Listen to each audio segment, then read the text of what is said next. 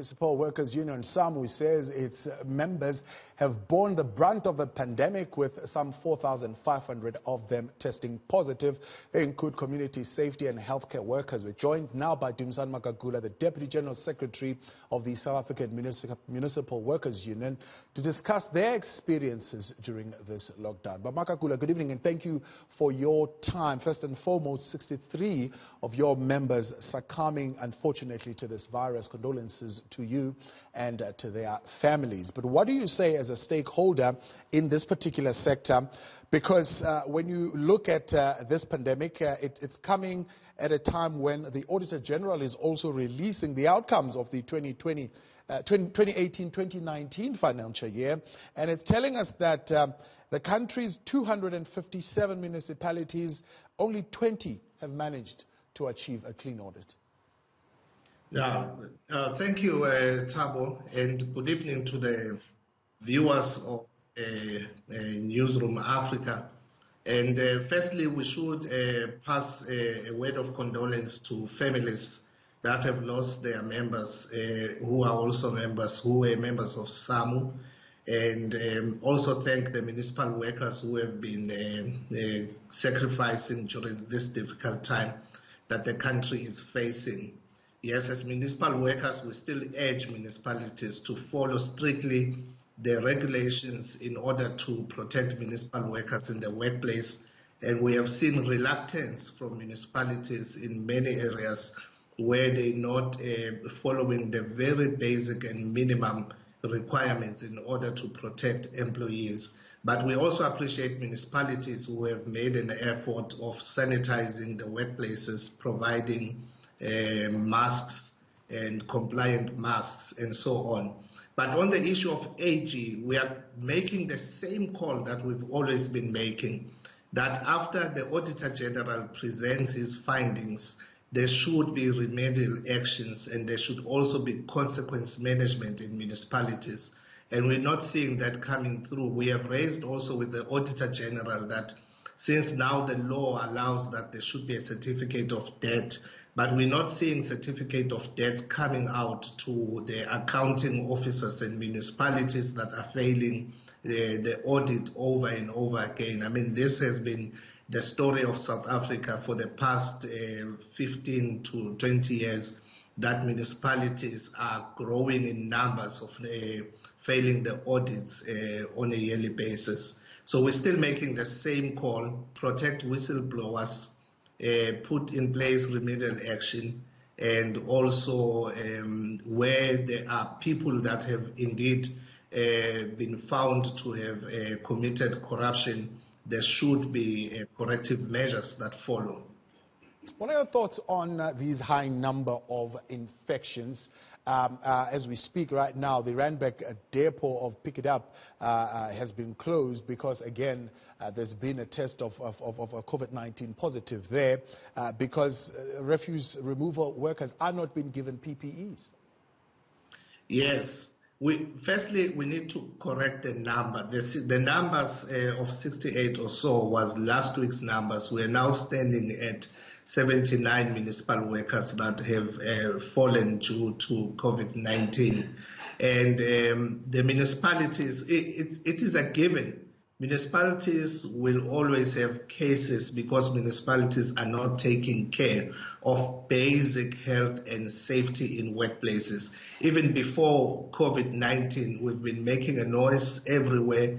We have been approaching the Department of Labor to show them that municipalities are not following the very basic requirements in terms of health and safety.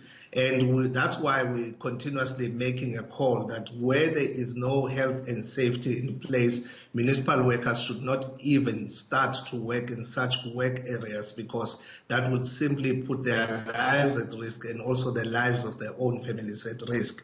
And the pictures that you're running now just show the dire situation that municipalities are in, and you have municipal workers exposed to all of this toxic environment on a daily basis. As we are in this month of July, in fact, the 1st of July was the day in which municipal workers were supposed to see a pay hike of 6.25%. Since then, Treasury has stepped in and issued some kind of presentation to SALGA's bargaining council, urging municipalities not to comply with that last leg of the 3-year salary and wage agreement. What's your reaction? Yeah, first of all, we think the National Treasury has overreached. They are not part of collective bargaining in local government and in the sector. And we already have an agreement. We're talking about an agreement that's in the 3rd year of implementation. It was signed in 2018, and we are now in the last leg of that implementation. Whether municipalities were going to afford all this, it's a calculation that was made 3 years ago, and budgets of municipalities were finalized. And in March this year, the Bargaining Council issued a 6.25 salary increase in terms of the calculation that was made over and above the CPI. And municipalities should simply implement this agreement. But we are taken aback by the attitude of the employer body, SALGA, which is now encouraging municipalities not to pay the 6.25 salary increase in a sector that is the least paying in terms of the public sector. And the 6.25%, we need to put it clearly that it translates to an increase of just over 500 rands for most of municipal workers who are at a minimum salary of 7,800 rands. And it does not make sense that in a situation where municipalities are already in a position where they will be paying the salary increases of the councillors, but when it comes to paying the salary increases of the municipal workers, they feel that they should be listening to what Treasury is saying. And they have not even up to now justified the 20 billion that they're receiving from Treasury.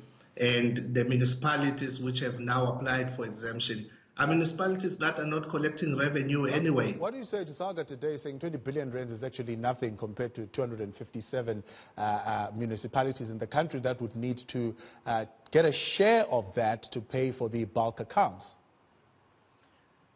Look, SALGA in their submission tonight also mentioned that municipalities do get the equitable shares. We have a list of 13 municipalities that have applied for exemption after this stance by SALGA. And the municipalities that have actually applied for exemption are municipalities that are not collecting revenue anyway. They've been running the business of the municipalities simply from equitable shares, and they are getting the same equitable share. It's not a matter of the impact of COVID-19. They're still getting the same equitable share. They should be able to run the municipalities the way that they've been running municipalities. They're actually in an incubator because they're not running from revenue. They cannot claim at this stage that because of COVID-19 they're not able to collect revenue.